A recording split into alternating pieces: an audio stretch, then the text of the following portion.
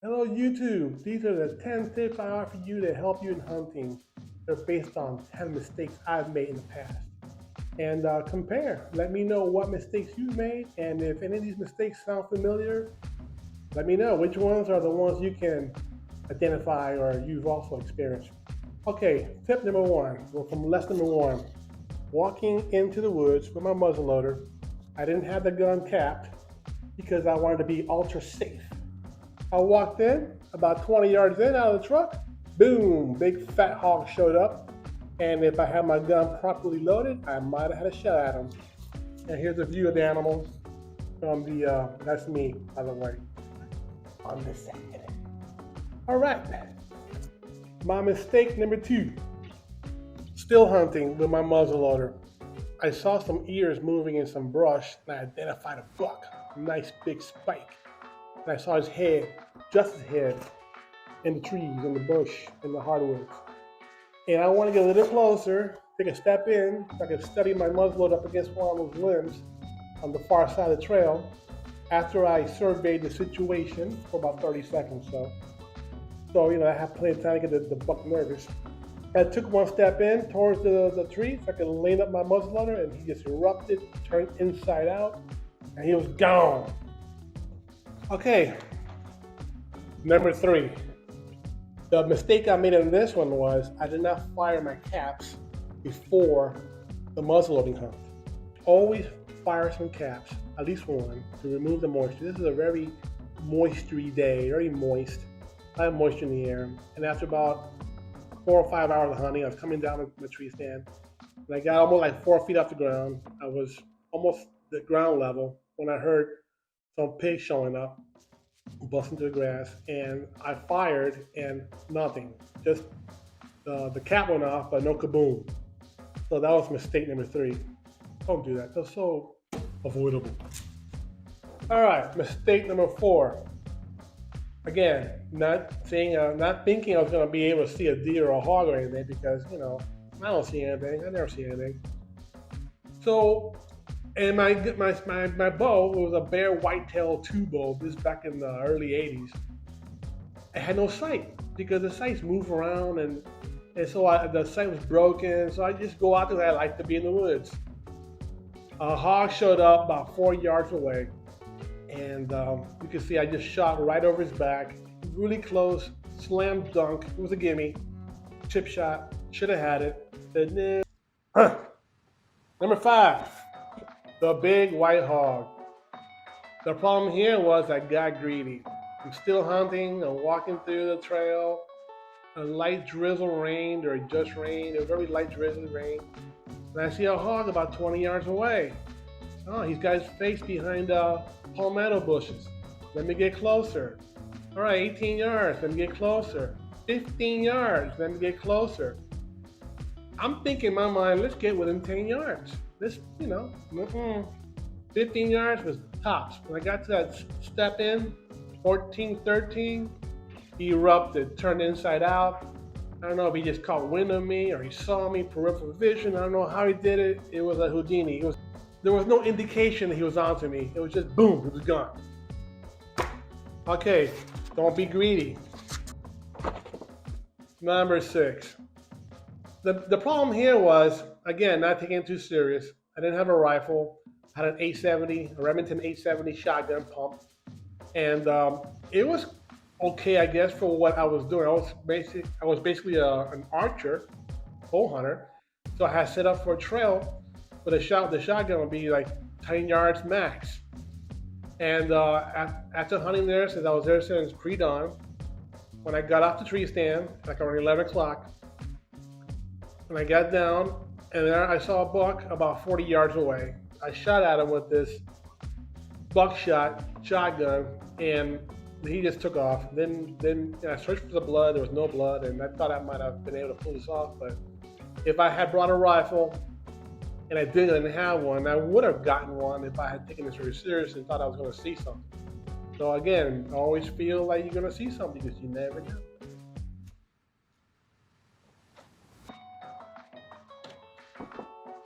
This brings me to number seven. Again, not being prepared.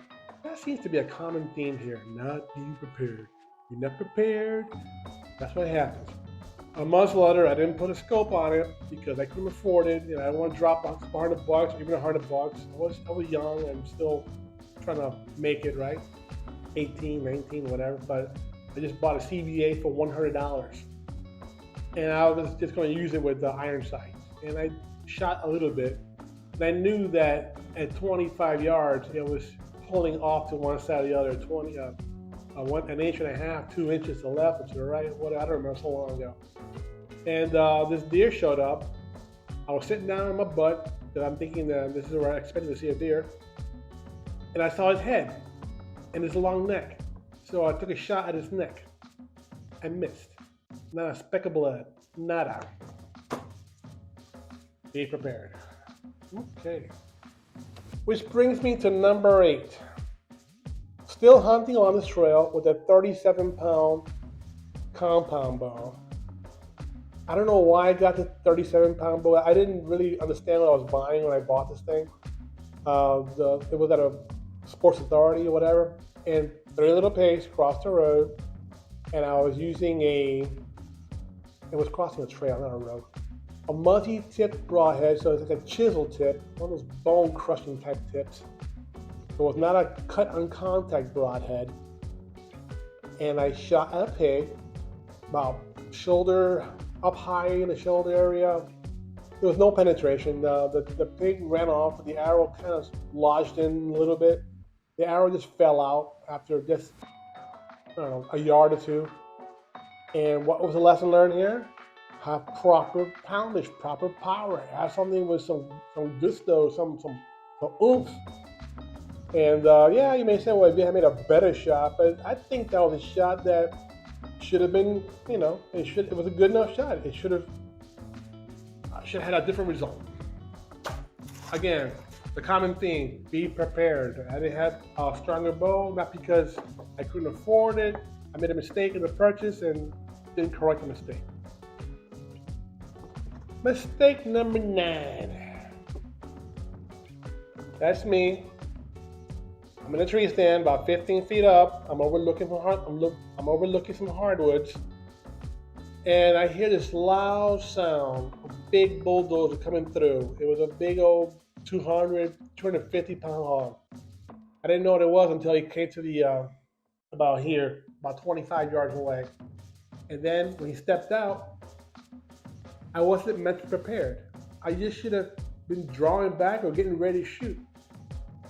And then he offered me a quartering away shot. And then he came up to the edge of the trail, kept on going north. Now he's hugging the line. And again, a different kind of shot. Still not the best shot, but still a shot. If I had this shot when I had that brief window, it was a small window, a window of about a second and a half. The point here is you gotta be ready. You gotta just, your window is so brief sometimes. And that was it. That's why you spent your hours, your months, and you blew it because you didn't react. And maybe it's because you need experience. I had to go through that. So I've learned my lesson, and I've taken a shot because of that. When I ordinarily, maybe I wouldn't have shot at it, at a bobcat. That's for a different story. And yeah, be ready to pull the trigger and understand what the window is. It could be just a few seconds, and you gotta be ready to react.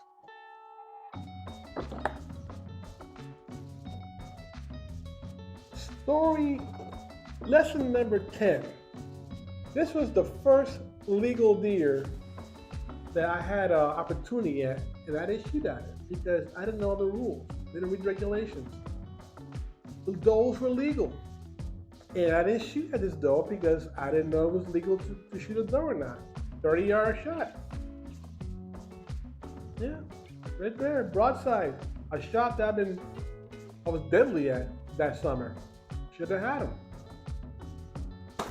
So, about this turkey. I've been doing a lot of turkey hunting lately. It's my new flavor, and it's my new thing. I'm going to get my Peter Sully side-by-side muzzleloader shotgun for next turkey season. Stay tuned for videos on that. Thank you for watching, and hope to learn something. If you've made any of these mistakes, let me know. I'm very curious if you've made any of these mistakes. Let me know.